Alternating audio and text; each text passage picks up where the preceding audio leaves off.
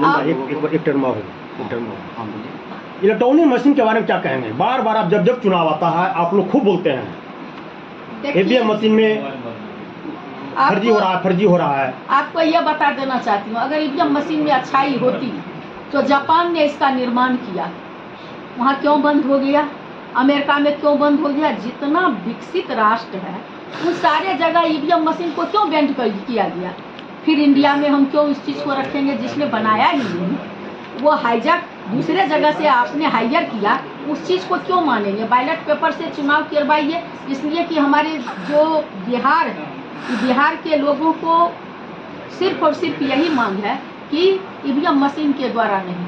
तो आप अगर अच्छे हैं, आपकी इतनी पॉपुलैरिटी है, बीजेपी का इतना ही है, कहते हैं विश्व के सबसे बड़ी पार्टी और एक मुख्यमंत्री का चेहरा उस आदमी को नहीं मिल रहा है, अचेता अवस्था वाले को चला रहे हैं, तो ईवीएम को बैंड कर दे और बैलेट पेपर से चुनाव करे।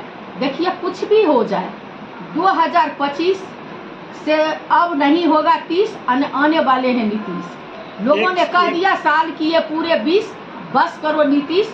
2025 में बढ़ता बिहार, उगता बिहार, युवा बिहार और विकसित बिहार के लिए लोग तेजस्वी प्रसाद यादव को ही मुख्यमंत्री बनाने जा रहे हैं। तेजस्वी प्रसाद यादव जी कहते हैं नीतीश कुमार का मानसिक स्थिति खराब हो गया, वो आए दिन महिलाओं पे टिप्पणी करते रहता है। वो फिर हाल फिलहाल बोले थे कि 2005 से महिला लोग कोई कपड़ा पहनते हैं। उसका उदाहरण तो मैं ही हूँ। मैं तो विधान परिषद में उनसे लड़ाई लड़ चुकी हूँ।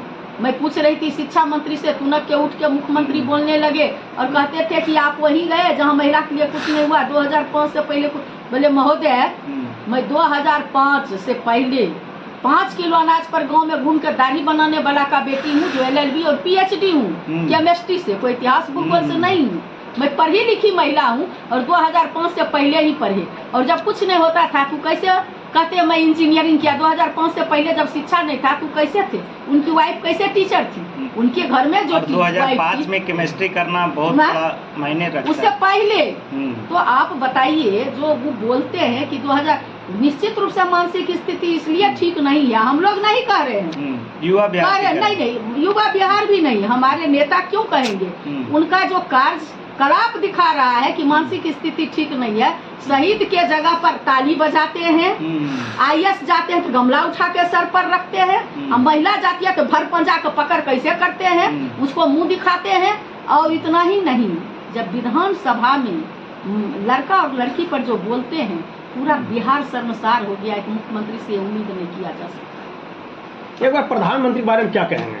बार बार उनका एजुकेशन का मामला आ रहा, कोर्ट भी साफ सुथरा किया है, अब सामने देख रहे हैं कंगना रावत की बात आ रही है। दो चीज बहुत मामला जोरदार पकड़े हुए। अच्छा, आप एक चीज कहिए, प्रधानमंत्री को कौन नहीं जानता है कि फेंकू प्रधानमंत्री है, जुमलेबाज प्रधानमंत्री है? ये कहे थे कभी, मैं तो फकीर हूँ, झोला उठाऊंगा चल दूंगा। अरे भैया साधु जी, स्मृति ईरानी क्या बोल रही है? भैया साधु महात्मा साहब, आपको कंगना रानौत क्या कह रही है? शर्म होनी चाहिए इस देश का प्रधानमंत्री को, जिसके पैर में फाटे न विवाही सो क्या जाने पीठ पर आई। जसोदा बहन, इतना झूठा प्रधान, मैं एक महिला हूँ और इतना झूठा प्रधानमंत्री, इतना झूठा प्रधानमंत्री जो कहा हमको शादी नहीं हुआ है, शादी इनकी नहीं हुई, लेकिन जब मस्ट हो गया बीबी का नाम लिखना, तब लोग जाना कि अरे भैया ये तो बड़ा छुपा रुस्तम है, ये प्रधानमंत्री तो शादीशुदा आदमी है।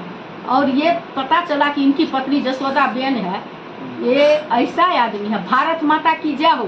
अब भारत माता को बेसिंगार करने वाले लोग काजल पर, बिंदी पर, लिपस्टिक पर, सिंदूर पर, सब पर 18% GST लगाने वाले लोग, और गरीबों की बात करते हैं। और पूरे देश और दुनिया, जहाँ तक आपका नजर जा रहा है, दुनिया के किसी भी देश में, मैं आपके चैनल के माध्यम से माननीय प्रधानमंत्री को चैलेंज करके कहना चाहती हूँ, ए प्रधानमंत्री इस देश का नरेंद्र मोदी जी, दुनिया के किसी भी देश में एजुकेशन पर 18% टैक्स नहीं लगता है। आप कितने बेईमान आदमी हो कि अपने देश के नागरिक को अंग्रेज के तरह कि उतना ही शिक्षा दो कि किरानी चपरासी बन सके। और आप और प्रधानमंत्री जैसा बेवकूफ जिन्होंने कहे कि मैं तो कभी स्कूल ही नहीं देखा था, स्कूल गया ही नहीं, चाय बेचता था, और चाय बेचते बेचते देश बेचने लगे।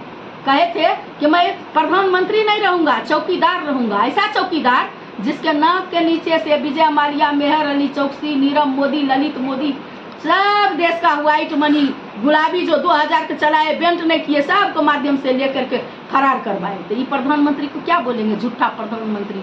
इनके बारे में अच्छा से, मैं एक महिला हूँ, हमसे अच्छा अगर कभी मौका मिले स्मृति ईरानी और कंगना रनौत से पूछ लीजिए।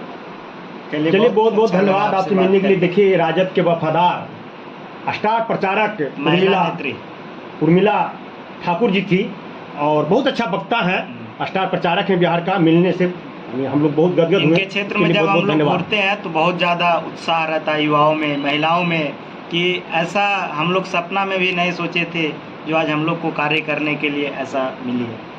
बहुत